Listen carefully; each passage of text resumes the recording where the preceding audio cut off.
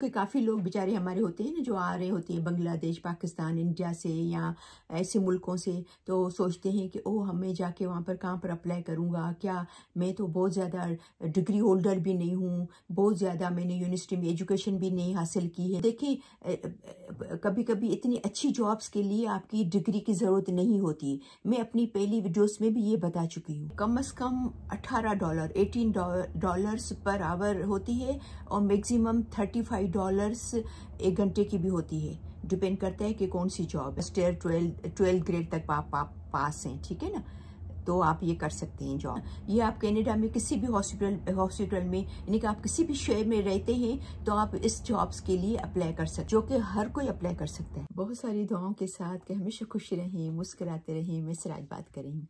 आज की इसकी वीडियो में कुछ डिफरेंट टॉपिक में लेके आई हूँ कि काफ़ी लोग समझते हैं कि हॉस्पिटल में जब हम जॉब के लिए अप्लाई करते हैं तो वहाँ पर सिर्फ नर्सेस अप्लाई कर सकती हैं, डॉक्टर्स अप्लाई कर सकते हैं, या कुछ मेडिकल रिलेटेड जो जॉब्स होती हैं वो अप्लाई कर सकते हैं, कि जिनका बैकग्राउंड मेडिकल से हो या मेडिकल का उनको एक्सपीरियंस हो या हॉस्पिटल में उनका एक्सपीरियंस हो।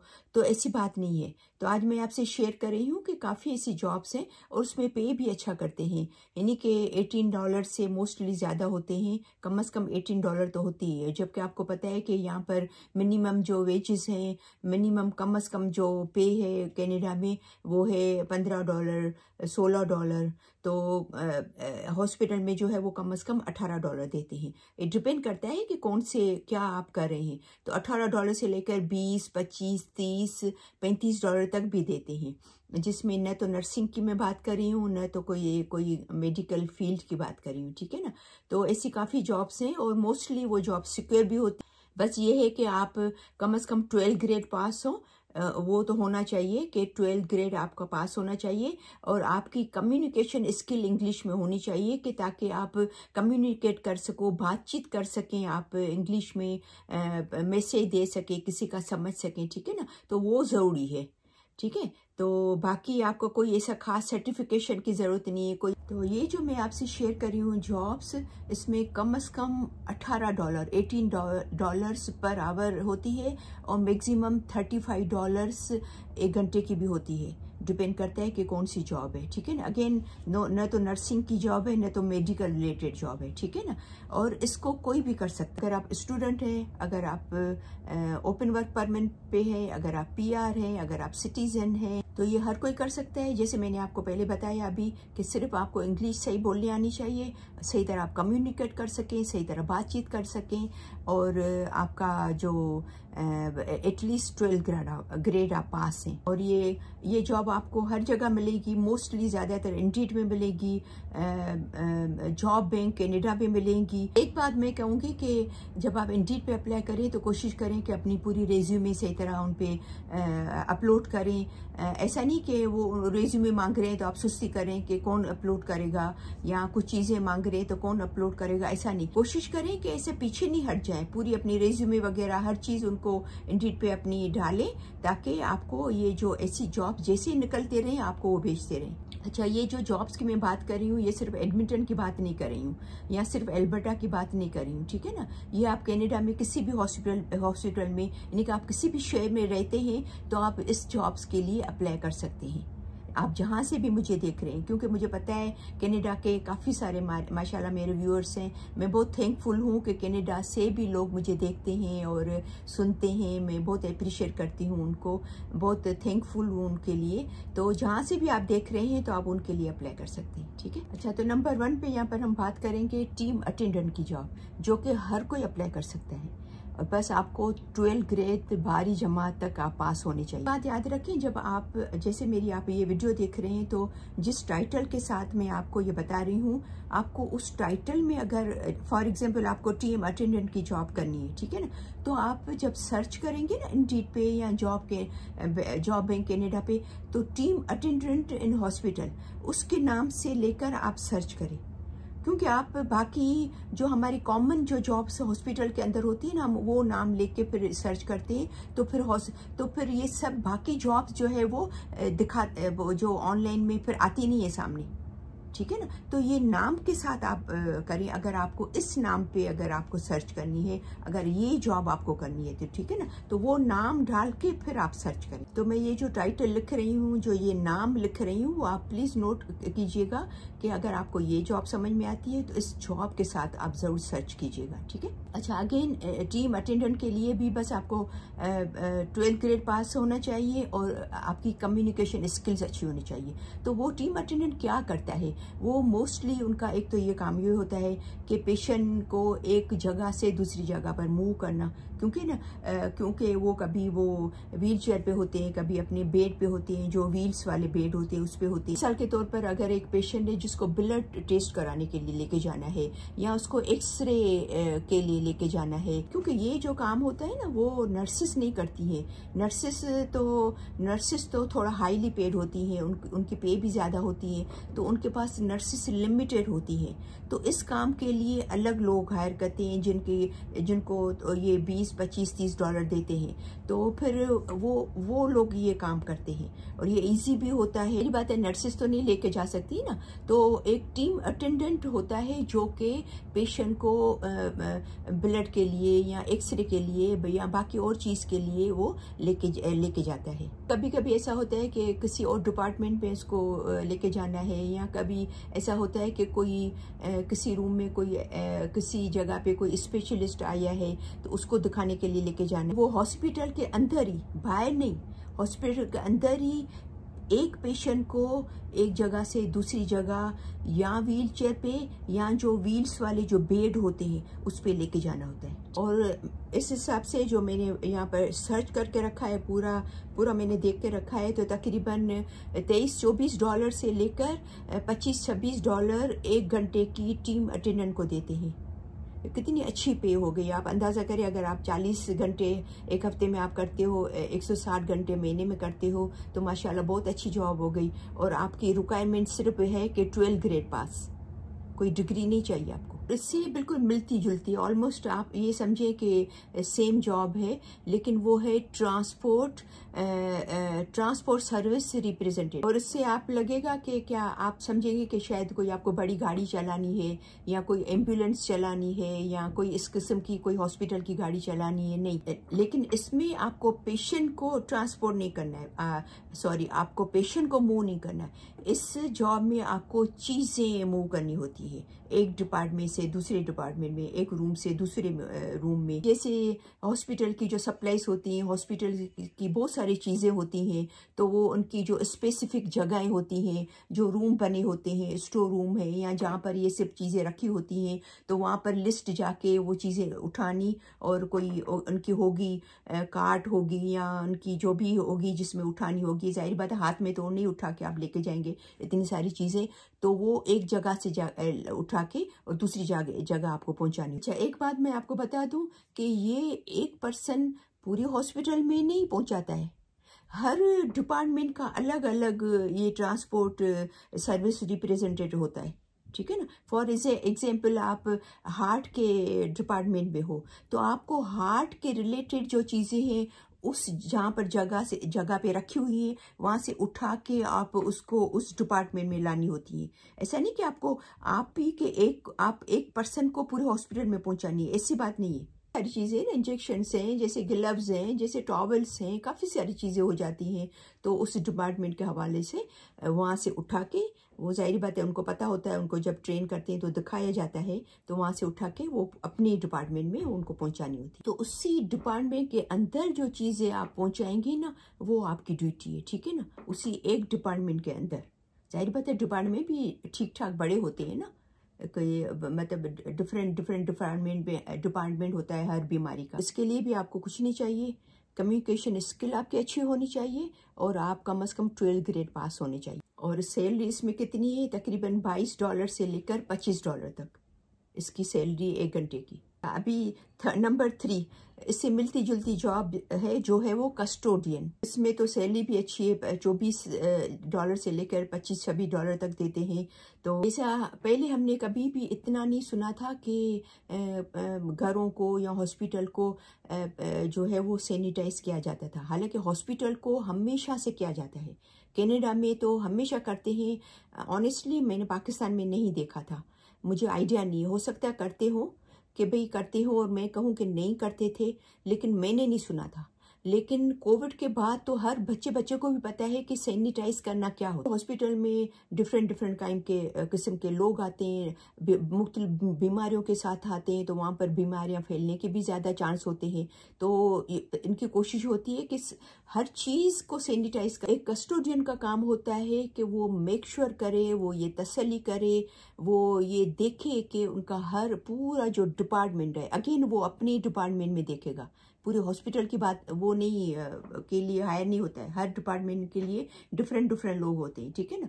तो अब आपका डिपार्टमेंट है जो क्लीन है, सैनिटाइज है, साफ सुथरा है, कहीं से कोई शक की गुंजाइश नहीं होनी चाहिए सफाई वगैरह में। और ऐसा नहीं कि वो झाड़ू निकाल के सफाई कर रहा है, नहीं, काम होता है कि चेक करना सब के भाई वेंटिलेशन में कोई मट्टी तो नहीं है, कोई ऐसा सब सही तरह सफाई की हुई है, पूरा साफ है, क्लीन है, दीवारें कोई गंदगी तो नहीं है, ज़मीन पे कोई कचरा तो नहीं है, या मतलब पूरे में नज़र घुमाना, पूरी चीज़ों को देखना, उनका ये काम होता है। अच्छा, अभी नंबर 4 पे जो है, चौथा नंबर जो है वो रजिस्ट्रेशन क्लर्क। आपको नाम से, रजिस्ट्रेशन के नाम से आपको समझ में आ गया होगा कि वो क्या करते होंगे।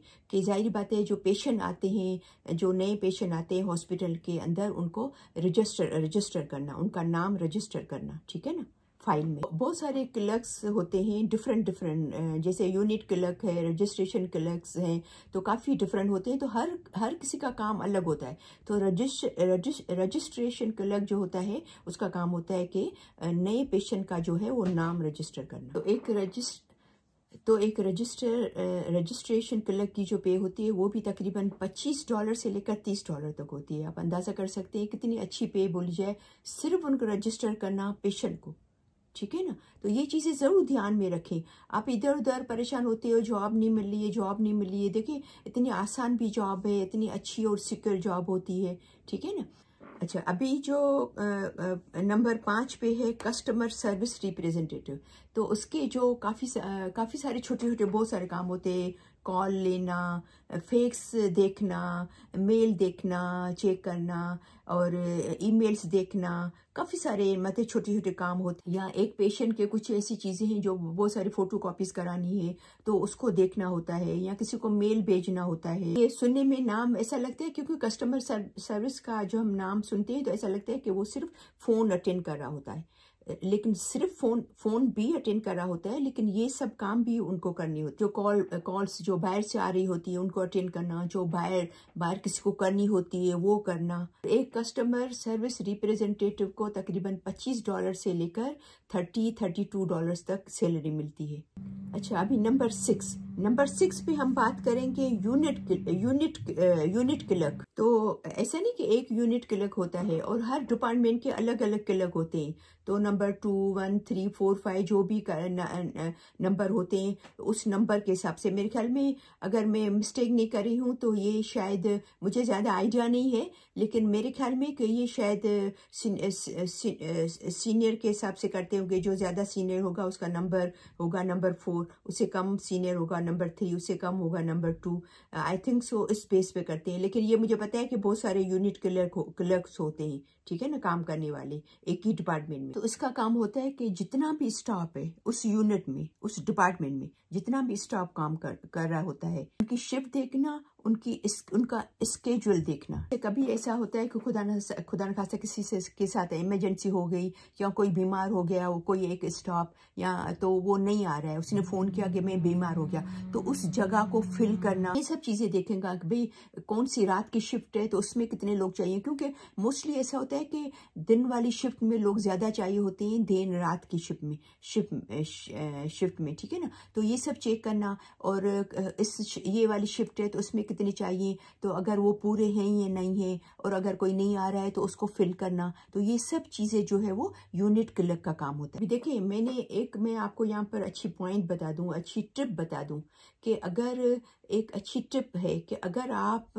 ये, क्योंकि अच्छी इजी जॉब है और सिर्फ 12th ग्रेड का इसमें वो है आपको पास होना, ठीक है ना, आपको बड़ी डिग्री भी नहीं चाहिए। तो अगर आपके पास थोड़ा भी एक्सपीरियंस है अपने बैक होम का, इंडिया से, पाकिस्तान से, बांग्लादेश से, जहाँ से भी आप हैं, थोड़ा भी अगर आपको हॉस्पिटल का इन चीज़ों में एक्सपीरियंस है ना, ज़रूर आप अप्लाई करें। आपका तो ज़रूर होगा इसमें, आपको तो ज़्यादा चांस है, डेफिनेटली आपका होना चाहिए इन चीज़ों में, ठीक है ना। आपके चांसेस ज़्यादा हो जाते हैं फिर अगर आपके पास इस चीज़ में थोड़ा भी एक्सपीरियंस होता है। तो हर चीज़ में कंपटीशन तो बहुत होती है ना, स्पेशली जहाँ पर मैंने बात की कि इसमें सर्टिफिकेशन की ज़रूरत नहीं है, बहुत ज़्यादा कोई हाई फाई कोई चीज़ मांगते नहीं है, तो जाहिर बात है कंपटीशन भी बहुत ज़्यादा होती होगी, जाहिर बात है, ठीक है ना। तो अगर आपके पास एक्सपीरियंस है तो बहुत अच्छी बात है, बहुत जल्दी मिल जाएगी जॉब आपको। देखिए फिर कभी कभी ऐसा होता है ना, इसमें ये प्लस पॉइंट होता है, अच्छी बात होती है कि अगर आपके पास बहुत अच्छा एक्सपीरियंस है, आप पहले ये सब जानते हो, चीज़ें आपने की हुई है बैक होम में, तो कभी कभी क्या होता है कि सिर्फ आपको थोड़ी बात करके, थोड़ा आपका नाम वगैरह पूछ के, वो जो रिप्रेजेंटेटिव आपको हायर कर रहा है तो वो फ़ौरन से आपको हायर भी कर लेता है, इंटरव्यू की भी ज़रूरत नहीं होती है, बगैर इंटरव्यू के आप पास हो जाते हो। फिर देखिए जहाँ पर 50 एप्लीकेशन आई, उसमें सब वो बच्चे या वो छोटे या बड़ी उम्र के जो 12th पास हैं फॉर एग्जांपल,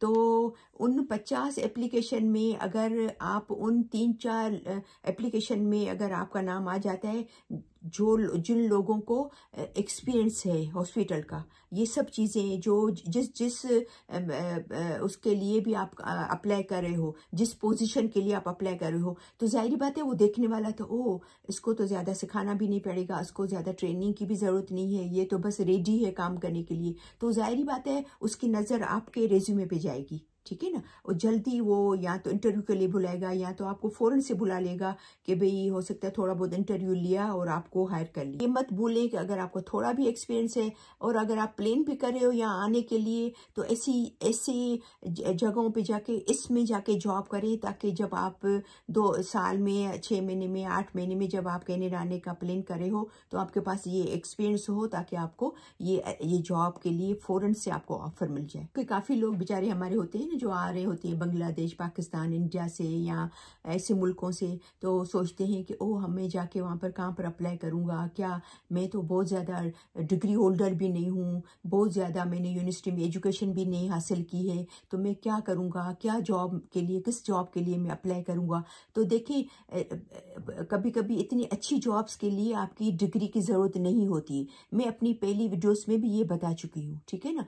तो और स्टिल अगर मैंने पहले भी कहा कि भाई अगर आपको कोई भी पोजीशन पे आपका पास्ट अपने मुल्क में अगर एक्सपीरियंस है तो बहुत अच्छा, और लेके भी आइएगा। अगर वो हो सकता है मांगे भी, कोई ऐसा लेटर है या कोई ऐसा चीज़ है जिस पे आपको पता चले कि आपने किया हुआ है काम, तो वो तो बहुत अच्छा। लेकिन नहीं भी हो तो भी यूनिट क्लर्क के लिए हायर कर लेते हैं स्टार्टिंग वाली पोजीशन पे। इस यूनिट क्लर्क में जैसे मैंने आपको बताया ना कि मुझे श्योर नहीं है, लेकिन मुझे थोड़ा आइडिया है कि इसकी, क्योंकि इसमें डिफरेंट क्लर्क होते हैं, यूनिट मतलब नंबर 1, 2, फिर 3, फिर जितनी आपकी आप सीनियर होते जाएंगे आपका नंबर बढ़ता जाएगा, तो फिर पे भी उस हिसाब से देते हैं, जैसे आगे बढ़ते हैं आपकी पे उस हिसाब से बढ़ती जाती है। और इसमें आपको वो टाइप वगैरह का काम, कंप्यूटर का काम या टाइपिंग का काम आना चाहिए।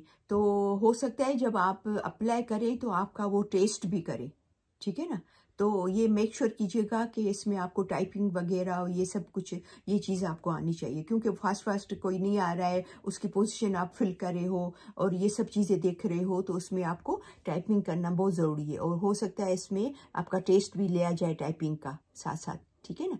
तो उस चीज़ का ज़रूर ध्यान रखिएगा। देखते हैं ना कि टाइपिंग में एक्यूरेसी देखते हैं आपकी कितनी, 1 घंटे में आप कितनी, या 1 मिनट में कितने वर्ड्स टाइप कर लेते हो, या इतनी देर में कितनी वर्ड्स टाइप कर लेते हो। ये सब जो छोटी छोटी बेसिक चीज़ें हैं वो देखी जाती हैं, ठीक है। बेसिक जो कंप्यूटर स्किल्स जो होती है ना, वर्ड, एक्सेल, ये सब चीज़ें जो आपको ज़रूरी चाहिए होंगी ये काम करने के लिए, उसका थोड़ा बहुत टेस्ट हो सकता है लें आपसे, मेरे ख्याल में लेते होंगे, क्योंकि ये चीज़ें इसमें चाहिए होती हैं यूनिट क्लर्क में। और उसमें बेसिक जब आपको हायर करेंगे ना तो $20-22 देंगे या $23 देंगे। लेकिन जितना आप सीनियर होते जाएंगे, आपका एक्सपीरियंस होता जाएगा, आप आगे होते जाएंगे, अच्छी स्किल के साथ अच्छा काम करेंगे, तो आपकी सैलरी जाके $36 से लेकर $37 तक भी हो जाती है माशाल्लाह। इतनी अच्छी सैलरी होती है यूनिट क्लर्क। यहाँ पर एक अच्छी चीज़ है कि यहाँ पर कोई आपका मामा, चाचा, भाई, बहन रुश्वत देके या उसके नाम पे आपको जॉब नहीं मिलती है। कनाडा में ये रवाज नहीं है, ये फैशन नहीं है हमारी बैक होम की तरह, अनफॉर्चुनेटली, अफसोस के साथ, ठीक है ना। तो सर्च करते रहें, मेहनत करते रहें, तो वो कहते हैं ना कि मेहनत करने से खुदा भी मिल जाता है। तो इंशाल्लाह ज़रूर आपको कामयाबी होगी। और ज़रूर इन चीज़ों के बारे में सोचें, परेशान मत हो। जब यहाँ मूव होना है तो ये चीज़ें, सब चीज़ें सर्च करें, पढ़ें कि भाई मुझे किस फील्ड में जाना है, कैसे मुझे आगे बढ़ना है। क्योंकि ये सिर्फ होता है हायरिंग मैनेजर जो हायर करता है, लेकिन ये किसी के भी हाथ में नहीं होता है। न मामू, न चाचा, न भाई, न बहन आपकी जाके हायरिंग मैनेजर को कहेगा कि भाई मेरी ये भांजी है, बहन है, ये सिस्टर है, कज़न है, उसको हायर करें, ठीक है ना।